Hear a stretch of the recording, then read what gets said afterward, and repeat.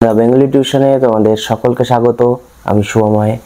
আজ তোমাদের একাদশ শ্রেণীর পঞ্চতন্ত্র মানে সৈয়দ মুজতবা আলীর লেখা পঞ্চতন্ত্রর দেখবে তোমাদের ৩-৪টি প্রবন্ধ রয়েছে। সেই প্রবন্ধগুলি নিয়ে আমি এক এক করে আলোচনা করব। তাহলে প্রত্যেকটি প্রবন্ধ আলোচনা আমরা তো করবই, তো আমরা প্রথমে সৈয়দ মুজতবা আলী সম্বন্ধে কিছুটা জেনে নিই, তারপর আমরা এক এক করে বিভিন্ন প্রবন্ধে প্রবেশ করব। সাহিত্যিক ও ভাষাবিদ সৈয়দ মুজতবা আলী করিমগঞ্জে 1904 খ্রিস্টাব্দে জন্মগ্রহণ করেছিলেন। এই করিমগঞ্জ আগে পূর্ব বাংলাদেশে থাকলেও এখন বর্তমানে সেটা আসাম প্রদেশে মানে আসামে, যেটা আপার আসাম বলে, শিলচরের লাগোয়া সেই আসামের ওখানে করিমগঞ্জ অবস্থিত। করিমগঞ্জে একটা বিশাল বড় জংশন রয়েছে ট্রেনের, তো সেই করিমগঞ্জে অবস্থিত মানে আসামে অবস্থিত। সৈয়দ মুজতবা আলীর পিতার নাম ছিল খান বাহাদুর সৈয়দ সিকান্দার আলী এবং তার মায়ের নাম ছিল আমতুন মান্নান খাতুন। সৈয়দ মুজতবা আলীর বহু ভাষায় পারদর্শিতা ছিল। তিনি বাংলা এবং ইংরেজি ছাড়াও আরও বিভিন্ন ভাষা উর্দু, ফার্সি, ইংরেজি, আরবি, হিন্দি, মারাঠি, গুজরাটি এছাড়াও আরও 15টি ভাষা তিনি বলতে পারতেন। আসলে সৈয়দ মুজতবা আলীর শিক্ষাময় জীবন ছিল বড় বিচিত্রময় বা বর্ণময়। ছোটবেলায় তিনি সিলেটের, বাংলাদেশের অন্তর্গত সিলেটের একটি ছোট্ট গভর্নমেন্ট স্কুলে তিনি পড়াশোনা শুরু করেছিলেন। সেই সিলেটের গভর্নমেন্ট স্কুলে তিনি ক্লাস 9 পর্যন্ত মানে 9ম শ্রেণী পর্যন্ত পড়াশোনা করেছিলেন। তারপর তাকে অন্যত্র যেতে হয়েছিল। এর কারণ হচ্ছে তার বাবা একটি ট্রান্সফারেবল জব মানে যেখান থেকে সব সময় ট্রান্সফার হয়, যেই চাকরিতে বেশি দিন স্থায়িত্ব হয় না, সেরকম একটা চাকরি করতেন। তো সেই চাকরি করার সুবাদে তার বাবাকে বিভিন্ন জায়গায় যেতে হতো এবং তাকেও তার বাবার সাথে বিভিন্ন জায়গায় তাদের পরিবারকে শিফট হতে হতো। এই জন্য তাদের পড়াশোনায় মানে তার পড়াশোনায় বারবার ছেদ ঘটেছিল। তার প্রথম প্রবন্ধ দেশে বিদেশে দেশ পত্রিকায় ধারাবাহিকভাবে প্রকাশিত হয়েছিল। তার অনেকগুলি রম্য রচনা বিখ্যাত ছিল। এই রম্য রচনাগুলির মধ্যে উল্লেখযোগ্য হলো পঞ্চতন্ত্র, ধূপছায়া, ভবঘুরে ইত্যাদি। এছাড়াও এই সৈয়দ মুজতবা আলীর অন্যতম রচনা হিসাবে আমরা চাচা কাহিনীর নাম অনায়াসে বলতে পারি। তার অন্যান্য উপন্যাসগুলির মধ্যে উল্লেখযোগ্য হলো চতুরঙ্গ, টুনি মেম, বড়বাবু, হিটলার ইত্যাদি। তার বেশ কয়েকটি ছদ্মনাম আমরা লক্ষ্য করতে পারি। সেই ছদ্মনামগুলি হলো রায় পিথৌরা, টেকচাঁদ, সত্যপীর ইত্যাদি। 1949 খ্রিস্টাব্দে তিনি দিল্লি বিশ্ববিদ্যালয় থেকে নরসিংহ দাস পুরস্কার তিনি পেয়েছিলেন। এছাড়াও বহু গুণের অধিকারী সৈয়দ মুজতবা আলী আনন্দ পুরস্কারও পেয়েছিলেন। আর এই সৈয়দ মুজতবা আলীর মৃত্যু বা তার পরলোক গমন হয়েছিল 1974 খ্রিস্টাব্দের 11ই ফেব্রুয়ারি। প্রথমেই তোমাদের বলে রাখি, আমাদের আলোচ্য মানে আমাদের বইয়ে যে আছে পঞ্চতন্ত্র, এই পঞ্চতন্ত্র হলো একটি রম্য রচনা। রম্য রচনা বলতে সেই ধরনের রচনাকে বলা হয় যেগুলি হালকা বৈঠকি চালে, ঘরোয়া মেজাজে, অল্প হাস্যরসাত্মক, কল্পনাযুক্ত গদ্য রচনা। পঞ্চতন্ত্র যেমন একটি রম্য রচনা, তেমনি অন্যান্য রম্য রচনার মধ্যে আমরা বলতে পারি হুতুম প্যাঁচার নকশা, বীরবলের হালখাতা, সুনন্দর জার্নাল ইত্যাদিও রম্য রচনার মধ্যে পড়ে। সৈয়দ মুজতবা আলী তার এই পঞ্চতন্ত্র লেখার মধ্যে জীবন সত্যকেই ফুটিয়ে তুলেছেন। এবার আমরা পঞ্চতন্ত্রের যে তোমাদের সিলেবাসের অন্তর্ভুক্ত প্রবন্ধগুলি আছে সেই প্রবন্ধ নিয়ে আলোচনা করব। আজ তোমাদের রবীন্দ্রনাথ ঠাকুরকে নিয়ে লেখা একটি প্রবন্ধ 25শে বৈশাখ, তোমাদের পাঠ্যসূচির অন্তর্গত সৈয়দ মুস্তফা আলীর লেখা। সেই 25শে বৈশাখ প্রবন্ধটি নিয়ে আজ তোমাদের সাথে আমি আলোচনা করব।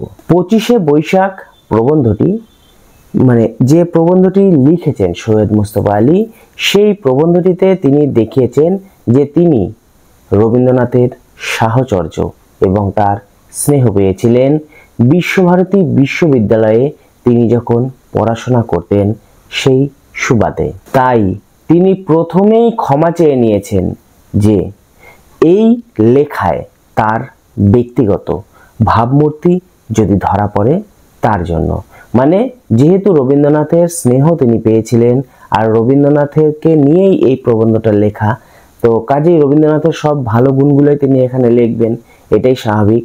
আর এটা যেন পক্ষপাত দুষ্ট না হয় এই জন্য তিনি প্রথমেই ক্ষমা চেয়ে নিয়েছেন। তিনি প্রথমেই বলেছেন রবীন্দ্রনাথের যে বহুমুখী প্রতিভার কথা, রবীন্দ্রনাথ যে কোনো ধরনের লেখাতে তিনি সিদ্ধহস্ত ছিলেন, তার বহুমুখী প্রতিভা ছিল। রবীন্দ্রনাথ উত্তম বা বলা চলে খুব সুন্দরভাবে উপন্যাস লিখতেন। ছোট গল্পেও তিনি ছিলেন মোপাসা, ছোট গল্পও তিনি খুব সুন্দর লিখতেন। শুধু মোপাসা বললে ভুল হবে, মোপাসা একজন বিদেশি সাহিত্যিক, চেকভও একজন বিদেশি সাহিত্যিক। মোপাসা এবং চেকভকেও তিনি ছোট গল্প লিখে ছাড়িয়ে গিয়েছেন। নাটকের ক্ষেত্রেও বলা যেতে পারে তিনি যে কোনো ধরনের মিস্টিকের ক্ষেত্রে তিনি এগিয়ে গিয়েছেন। আর কবি রূপে তিনি বিশ্বজনের প্রশংসা দাবি করেছেন, কবিতা লিখে তিনি জনপ্রিয়তা পেয়েছিলেন বিশ্বজনীন। এছাড়াও শব্দরূপ, ধাতুরূপ ইত্যাদি নিয়েও তিনি গবেষণা করেছিলেন। এছাড়াও আরেকটি দিক বলা চলে, রবীন্দ্রনাথের রাজনৈতিক দৃষ্টিভঙ্গি ভারতবাসীকে আরো কত বছর যে শিক্ষা দেবে তার কোনো ঠিক নাই। তার তিনি রাজনৈতিক দিক থেকেও ছিলেন একদম দূরদৃষ্টি সম্পন্ন। তাই তিনি রবীন্দ্রনাথকে গুরু রূপে পেয়ে ভীষণ ধন্য। আর রবীন্দ্রনাথের তৈরি বিশ্বভারতী বিশ্ববিদ্যালয় একদিন যে শান্তির নীড় রূপে প্রতিষ্ঠা হবে এ কথা আমাদের প্রাবন্ধিক দৃঢ় কণ্ঠে বলতে পেরেছেন। তবে রবীন্দ্রনাথের এই বহুমুখী প্রতিভা থাকলেও, রবীন্দ্রনাথ চারিদিক দিয়ে সিদ্ধহস্ত থাকলেও গান রচনায়, রবীন্দ্রনাথ গান রচনা করে জনপ্রিয়তা বেশি পেয়েছিলেন। আর এই গান রচনার জন্য তার খ্যাতি বিশ্বজগতে বেশি পরিমাণে ছড়িয়ে রয়েছে। সৈয়দ মুস্তফা আলী মোটামুটি একটু গণনা করে মনে করেছেন রবীন্দ্রনাথ তার জীবনে 2200 2200 এর ওপরে গান লিখেছেন। সৈয়দ মুস্তফা আলী শান্তিদেব ঘোষের যে বইটি রয়েছে রবীন্দ্রসঙ্গীত নিয়ে, সেই বইটির প্রসঙ্গ এখানে তুলে ধরেছিলেন। শান্তিদেব ঘোষ ছিলেন এই শান্তিনিকেতনের একজন আশ্রমিক স্টুডেন্ট, তিনি এখানে পড়াশোনা করেছেন।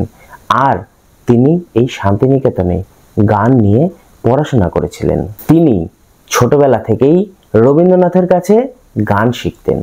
আর তিনি ছিলেন একজন সুদক্ষ লেখক, সঙ্গীত শিল্পী। এছাড়াও যে সঙ্গীত বিষয়ক বিভিন্ন জ্ঞান তার ছিল। সেই শান্তিদেব ঘোষ, সেই গুণী ব্যক্তিটি রবীন্দ্রনাথের গানকে বিভিন্ন দিক দিয়ে শ্রদ্ধা করে গ্রন্থ লিখেছেন। তাহলে বুঝতেই পারছো রবীন্দ্রনাথের গান কতটা সমৃদ্ধ। সৈয়দ মুস্তফা আলী নিজে প্রায় 15টি ভাষা জানতেন, কিন্তু তার এত বিনয়, তিনি নিজেকে নিয়ে কখনোই গর্ববোধ করতেন না। তিনি বলেছিলেন এক একটি জায়গায় যে আমি তো মাত্র 2-4টে ভাষা জানি। তাহলে দেখো তিনি কতটা বিনয়ী।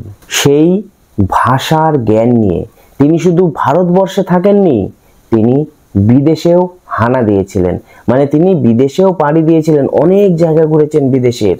আসলে 10-15টা ভাষা তার জানা, তার বিদেশে চলাফেরা করতেও কোনো অসুবিধা হওয়ার কথা নয়। তিনি কালিদাস, জয়দেব ইত্যাদিদের কথা বলার সাথে সাথে কিটস, গেটস, আরও শেক্সপিয়ার, আরও বিভিন্ন যে বিদেশি লেখক তাদের কথাও বিভিন্ন প্রবন্ধে তুলে ধরেছেন। তিনি এক জায়গায় বলেছিলেন, জার্মানরা যখন লিডার বা ইটালীয়রা যখন গজল গান গায় তখন রবীন্দ্রসঙ্গীতের সঙ্গে তিনি একমাত্র এই গানগুলোর সাদৃশ্য খুঁজে পান।